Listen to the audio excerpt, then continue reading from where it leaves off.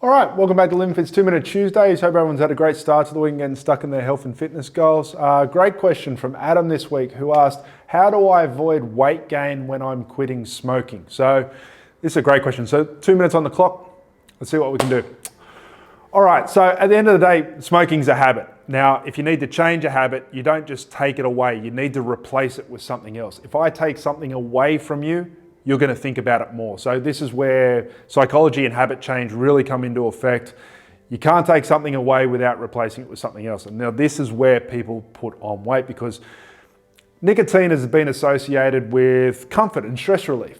Now, one of the other good things, well, not good things in many respects, but one of the main things that other people look for comfort and stress relief is food. So essentially they're swapping one evil for another. Now, there's no argument in which one's worse for you. Well, but at the end of the day, that's what it ultimately comes down to. They're swapping one habit for another one, and food's there. Food's what they call omnipresent. It's everywhere. You're never more than 100 meters from food now. So you just, instead of gravitating for a cigarette, for that stress or for that comfort, you gravitate towards food. It's an easy fix. So how do we avoid that? Now, at the end of the day, like I said, it all comes down to habit change. It all comes down to routine. It all comes down to something maintainable and sustainable. As I always touch on nearly in every video, it has to be sustainable, it has to be maintainable, and it has to work with your lifestyle. So how do we combat that need to gravitate towards a comfort food to stop us grabbing a cigarette? So at the end of the day, the old hear no evil, see no evil really comes into play. Don't buy things that you know you're going to gravitate to put your mind off what you're trying to get away from. So in this case, instead of smoking and instead of gravitating towards a comfort food that you know is going to help relieve that, you've got to find something else. Now,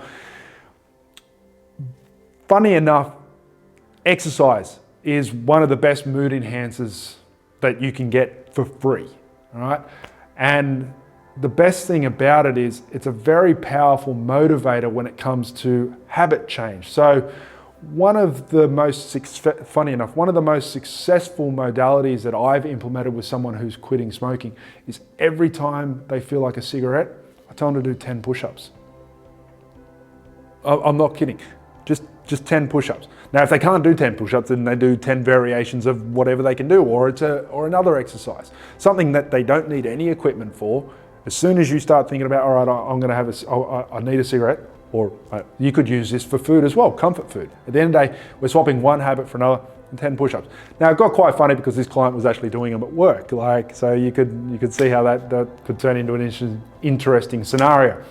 But at the end of the day, he knew he couldn't do it with food. He knew he was always exposed to this food. He knew he couldn't just say, all right, I feel like a cigarette, so I'm going to gravitate towards a piece of celery with peanut butter. Right? He tried that and it just didn't work for him. So it's about finding something that's going to work for you, work for your lifestyle, etc.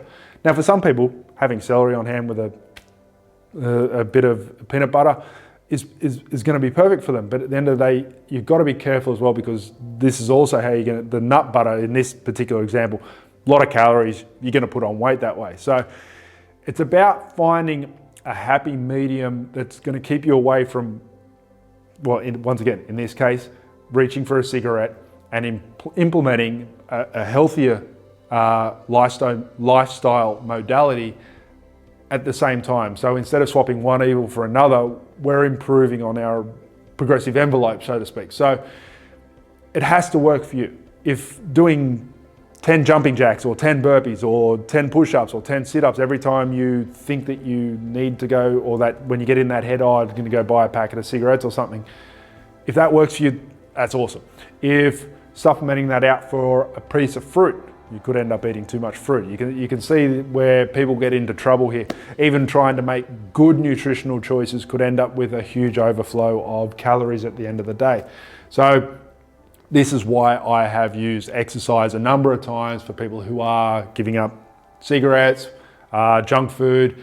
You have to swap it for something. The trick is swapping it for something that's not going to cause you another evil, so to speak, down the road. It's not going to encourage you to gravitate towards a comfort food or anything of comfort that's not beneficial to your health and body composition goals. That's, at the end of the day, that's kind of the take-home point. If you can do it with food and minimize and still stay on top of your calories, then that's awesome. But 9 times out of 10 people do have problems with putting on weight when they're quitting smoking. And this is the reason. They use food as the substitute. And most of the time, the nutritional choices aren't the best because, once again, they're changing the psychology. They need something of comfort. They need something of stress relief because that's what they got from smoking and the nicotine. And that's what they get from, we'll call them not ideal nutritional choices. So it can be as simple as every time you think about a cigarette, you just have a glass of water. It could be enough of a psychological means to deter you from the cigarette. At the end of the day, it has to be something that works for you. All right, so I hope this has helped. I hope you got a lot out of it. If you did, please give it a thumbs up and like the page, and we'll see you next week for 2 Minute Tuesdays. Thank you.